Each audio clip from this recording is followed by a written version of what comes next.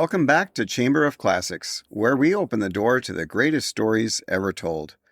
Today we bring you a comic masterpiece from O. Henry, a tale of kidnapping, chaos, and the dangerous unpredictability of children. Before we begin, be sure you're following the podcast, and if you enjoyed the episode, share it with a friend. That's how these classics keep finding new listeners. Now, let's meet two criminals who are about to discover that crime does not always pay.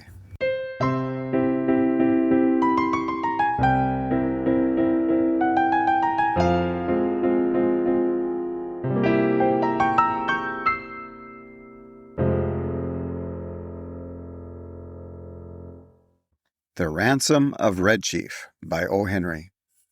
It looked like a good thing, but wait till I tell you. We were down south, in Alabama, Bill Driscoll and myself, when this kidnapping idea struck us. It was, as Bill afterward expressed it, during a moment of temporary mental apparition. But we didn't find that out till later. There was a town down there, as flat as a flannel cake, and called Summit, of course. It contained inhabitants of as undeleterious and self-satisfied a class of peasantry as ever clustered around a maypole. Bill and me had a joint capital of about $600, and we needed just $2,000 more to pull off a fraudulent town lot scheme in western Illinois with. We talked it over on the front steps of the hotel. Philoprogenitiveness, says we, is strong in semi-rural communities. Therefore, and for other reasons, a kidnapping project ought to do better there than in the radius of newspapers that send reporters out in plainclothes to stir up talk about such things. We knew that Summit couldn't get after us with anything stronger than constables and maybe some lackadaisical bloodhounds and a diatribe or two in the weekly farmer's budget. So, it looked good. We selected for our victim the only child of a prominent citizen named Ebenezer Dorset. The father was respectable and tight, a mortgage fancier, and a stern, upright collection plate passer and forecloser. The kid was a boy of 10, with bas-relief freckles and hair the color of the cover of the magazine you buy at the newsstand when you want to catch a train. Bill and me figured that Ebenezer would melt down for a ransom of $2,000 to a cent. But wait till I tell you. About 2 miles from Summit was a little mountain, covered with a dense cedar brake. On the rear elevation of this mountain was a cave. There we stored provisions. One evening after sundown, we drove in a buggy past old Dorset's house. The kid was in the street, throwing rocks at a kitten on the opposite fence. "Hey, little boy," says Bill, "would you like to have a bag of candy and a nice ride?" The boy catches Bill neatly in the eye with a piece of brick. "That will cost the old man an extra $500, said Bill, climbing over the wheel. That boy put up a fight like a welterweight cinnamon bear, but at last we got him down in the bottom of the buggy and drove away. We took him up to the cave and I hitched the horse in the cedar brake. After dark, I drove the buggy to the little village 3 miles away where we had hired it and walked back to the mountain. Bill was pasting court plaster over the scratches and bruises on his features. There was a fire burning behind the big rock at the entrance of the cave, and the boy was watching a pot of boiling coffee with 2 buzzard tail feathers stuck in his red hair. He points a stick at me when I come up and says, "Ha, cursed paleface, do you dare to enter the camp of Red Chief, the terror of the plains?" "He's all right now," says Bill, rolling up his trousers and examining some bruises on his shins. "We're playing Indian. We're making Buffalo Bill's show look like magic lantern views of Palestine in the town hall. I'm old Hank the Trapper, Red Chief's captive, and I'm to be scalped at daybreak. By Geronimo, that kid can kick hard." Yes, sir, that boy seemed to be having the time of his life. The fun of camping out in a cave had made him forget that he was a captive himself. He immediately christened me Snake Eye, the spy, and announced that when his braves returned from the warpath, I was to be broiled at the stake at the rising of the sun. Then we had supper, and he filled his mouth full of bacon and bread and gravy and began to talk. He made a during dinner speech something like this: "I like this fine. I never camped out before, but I had a pet possum once, and I was 9 last birthday. I hate to go to school.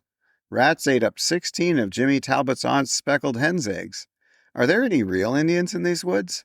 I want some more gravy. Does the trees moving make the wind blow? We had 5 puppies. What makes your nose so red, Hank? My father has lots of money. Are the stars hot? I whipped Ed Walker twice Saturday. I don't like girls. You dasn't catch toads unless with a string. Do oxen make any noise? Why are oranges round? Have you got beds to sleep on in this cave? Amos Murray has got 6 toes. A parrot can talk, but a monkey or a fish can't. How many does it take to make 12? Every few minutes he would remember that he was a pesky redskin, and pick up his stick rifle and tiptoe to the mouth of the cave to rubber for the scouts of the hated paleface. Now and then he would let out a war whoop that made old Hank the Trapper shiver. That boy had terrorized Bill from the start. Red Chief, says I to the kid, would you like to go home? Ah, what for, says he. I don't have any fun at home. I hate to go to school. I like to camp out. You won't take me back home again, Snake Eye, will you? Not right away, says I. We'll stay here in the cave a while. All right, says he. That'll be fine. I never had such fun in all my life. We went to bed about 11 o'clock. We spread down some wide blankets and quilts and put Red Chief between us. We weren't afraid he'd run away. He kept us awake for 3 hours, jumping up and reaching for his rifle and screeching, "Hist, pard!" in mine and Bill's ears, as the fancied crackle of a twig or the rustle of a leaf revealed to his young imagination the stealthy approach of the outlaw band. At last I fell into a troubled sleep and dreamed that I had been kidnapped and chained to a tree by a ferocious pirate with red hair. Just at daybreak, I was awakened by a series of awful screams from Bill. They weren't yells or howls or shouts or whoops or yops, such as you'd expect from a manly set of vocal organs. They were simply indecent, terrifying, humiliating screams, such as women emit when they see ghosts or caterpillars. It's an awful thing to hear a strong, desperate fat man scream incontinently in a cave at daybreak. I jumped up to see what the matter was. Red Chief was sitting on Bill's chest, with one hand twined in Bill's hair. In the other he had the sharp case knife we used for slicing bacon, and he was industriously and realistically trying to take Bill's scalp, according to the sentence that had been pronounced upon him the evening before. I got the knife away from the kid and made him lay down again, but from that moment Bill's spirit was broken. He laid down on his side of the bed, but he never closed an eye again in sleep as long as the boy was with us. I dozed off for a while, but along towards sunup I remembered that Red Chief had said I was to be burned at the stake at the rising of the sun.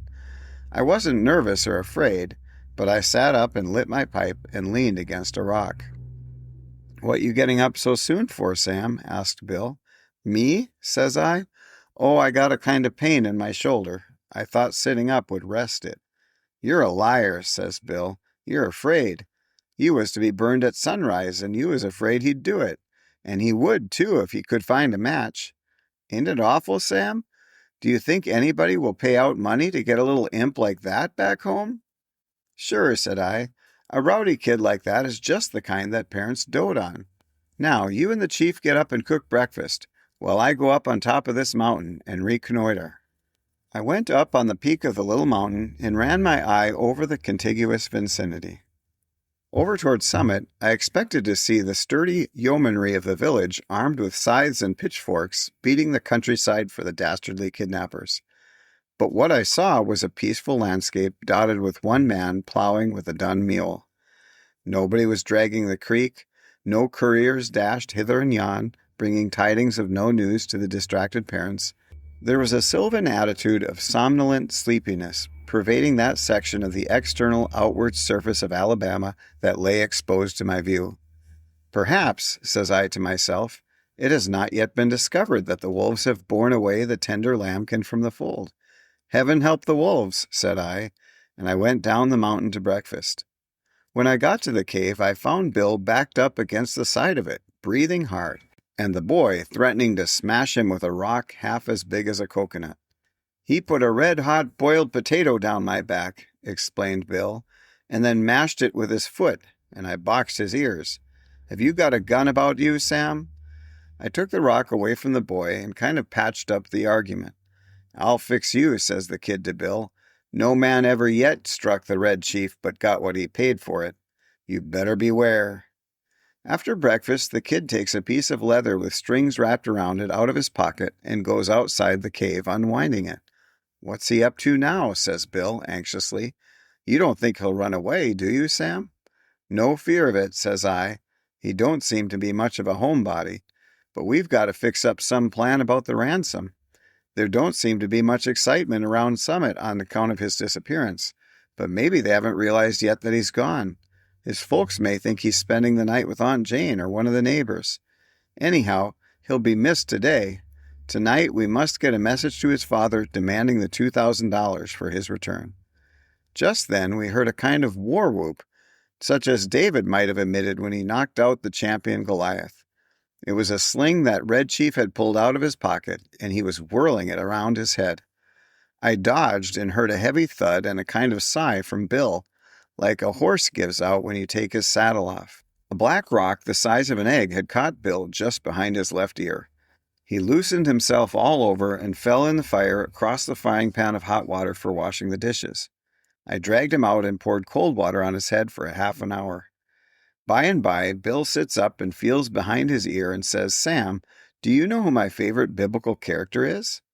"Take it easy," says I. "You'll come to your senses presently." "King Herod," says he. "You won't go away and leave me here alone, will you, Sam?" I went out and caught that boy and shook him until his freckles rattled. "If you don't behave," says I, "I'll take you straight home. Now, are you going to be good or not?" "I was only funning," says he sullenly. "I didn't mean to hurt old Hank." "But what did he hit me for?" "I'll behave, Snake Eye, if you won't send me home, and if you'll let me play the Black Scout today." "I don't know the game," says I.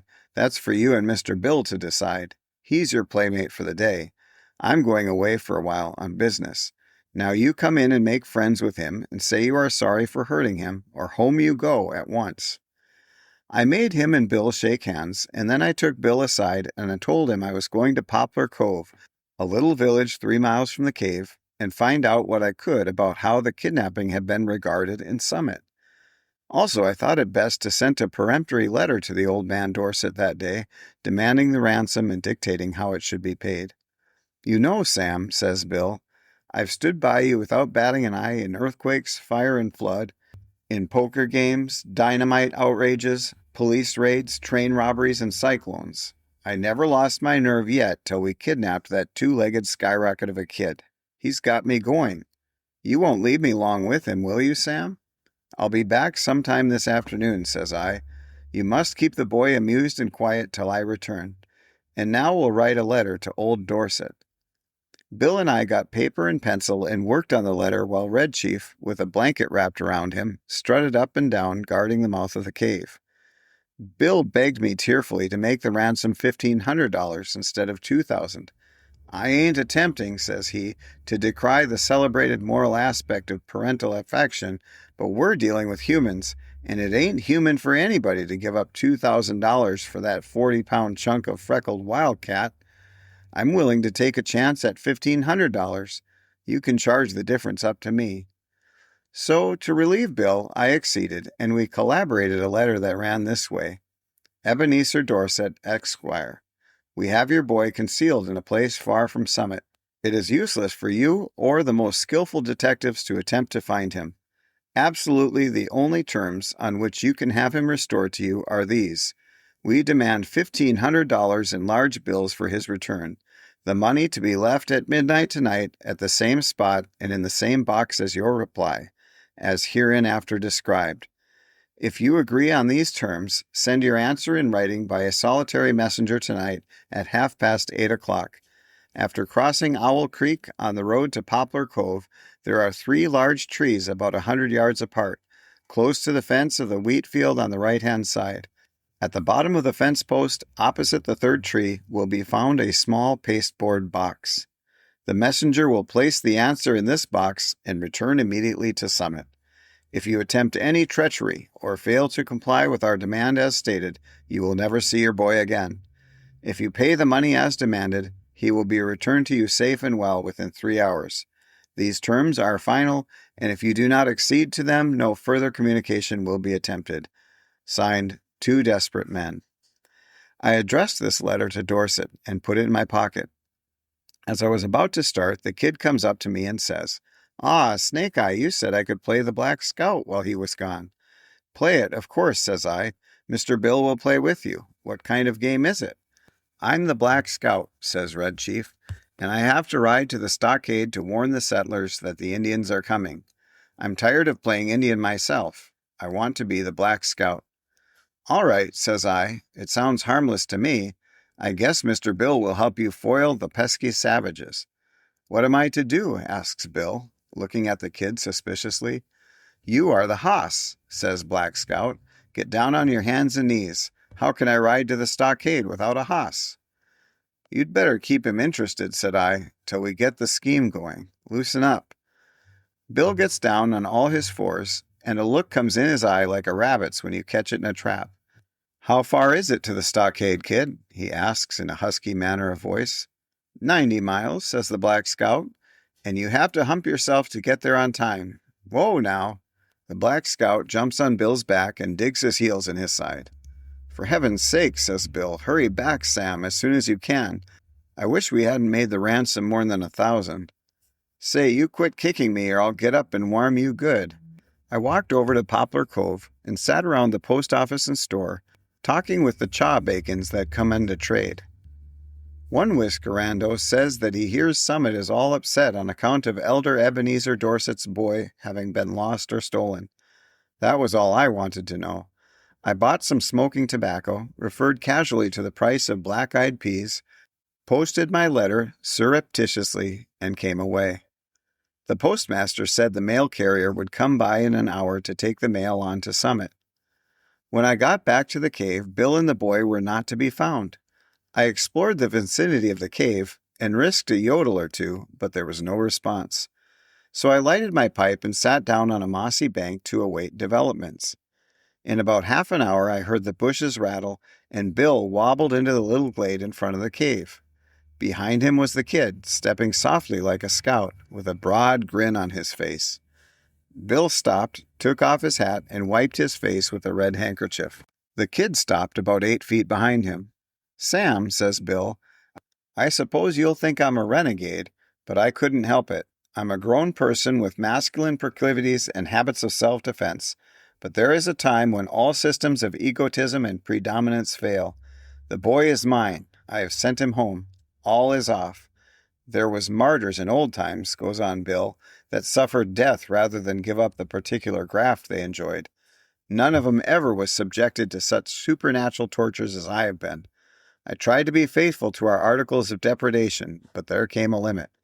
"What's the trouble, Bill?" I asks him. "I was rode," says Bill, "the 90 miles to the stockade, not barring an inch. Then, when the settlers were rescued, I was given oats. Sand ain't a palatable substitute. And then, for an hour, I had to try to explain to him why there was nothing in holes, how a road can run both ways, and what makes the grass green. I tell you, Sam, a human can only stand so much. I takes him by the neck of his clothes and drags him down the mountain. On the way, he kicks my legs black and blue from the knees down, and I've got to have 2 or 3 bites on my thumb and hand cauterized. But he's gone," continues Bill, "gone home. I showed him the road to Summit and kicked him about 8 feet nearer there at one kick. I'm sorry we lose the ransom, but it was either that or Bill Driscoll to the madhouse." Bill is puffing and blowing, but there is a look of ineffable peace and growing content on his rose-pink features. "Bill," says I, "there isn't any heart disease in your family, is there?" "No," says Bill, "nothing chronic except malaria and accidents." "Why?" "Then you might turn round," says I, "and have a look behind you." Bill turns and sees the boy and loses his complexion and sits down plump on the round and begins to pluck aimlessly at grass and little sticks. For an hour I was afraid for his mind, and then I told him that my scheme was to put the whole job through immediately and that we would get the ransom and be off with it by midnight if old Dorset fell in with our proposition. So Bill braced up enough to give the kid a weak sort of smile and promised to play the Russian and a Japanese war with him as soon as he felt a little better. I had a scheme for collecting that ransom without danger of being caught by counterplots that ought to commend itself to professional kidnappers. The tree under which the answer was to be left, and the money later on, was close to the road fence with big bare fields on all sides. If a gang of constables should be watching for anyone to come to the note, they would see him a long way off crossing the fields or in the road. But no siree. At 8:30, I was up in that tree as well hidden as the tree toad, waiting for the messenger to arrive. Exactly on time, a half-grown boy rides up the road on a bicycle, locates the pasteboard box at the foot of the fence post, slips a folded piece of paper into it, and pedals away again back towards Summit. I waited an hour and then concluded the thing was square. I slid down the tree, got the note, slipped along the fence till I struck the woods, and was back at the cave in another half an hour. I opened the note, got near the lantern, and read it to Bill. It was written with a pen in a crabbed hand, and the sum and substance of it was this. Two desperate men. Gentlemen, I received your letter today by post, in regard to the ransom you asked for the return of my son. I think you are a little high in your demands, and I hereby make you a counter proposition, which I am inclined to believe you will accept. You bring Johnny home and pay me $250 in cash, and I agree to take him off your hands. You had better come at night, for the neighbors believe he is lost, and I couldn't be responsible for what they would do to anybody they saw bringing him back. Very respectfully, Ebenezer Dorset. Great pirates of Penzance, says I, of all the impudent... But I looked at Bill and hesitated. He had the most appealing look in his eyes I ever saw on the face of a dumb or talking brute. Sam, says he, what's $250 after all? We've got the money. One more night of this kid will send me to a bed in Bedlam. Besides being a thorough gentleman, I think Mr. Dorset is a spendthrift for making us such a liberal offer. You ain't going to let the chance go, are you? Tell you the truth, Bill, says I. This little lamb has somewhat got on my nerves, too. We'll take him home, pay the ransom, and make our getaway. We took him home that night. We got him to go by telling him that his father had bought a silver-mounted rifle and a pair of moccasins for him, and we were going to hunt bears the next day. It was just 12 o'clock when we knocked at Ebenezer's front door. Just at the moment when I should have been abstracting the $1,500 from the box under the tree, according to the original proposition, Bill was counting out $250 into Dorset's hand. When the kid found out we were going to leave him at home, he started up a howl like a calliope and fastened himself as tight as a leech to Bill's leg. His father peeled him away gradually, like a porous plaster. How long can you hold him? Asked Bill. I'm not as strong as I used to be, says old Dorset, but I think I can promise you 10 minutes. Enough, says Bill. In 10 minutes I shall cross the central, southern, and middle western states and be legging it trippingly for the Canadian border. And, dark as it was, and as fat as Bill was, and as good a runner as I am, he was a good mile and a half out of Summit before I could catch up with him. The end. You've been listening to Chamber of Classics. If this O. Henry story gave you a laugh, please follow the podcast and pass the episode along to someone who enjoys clever twists and timeless humor. Your support helps keep classic literature alive and well. Until next time, watch your step as you leave the chamber. Another story is waiting in the dark.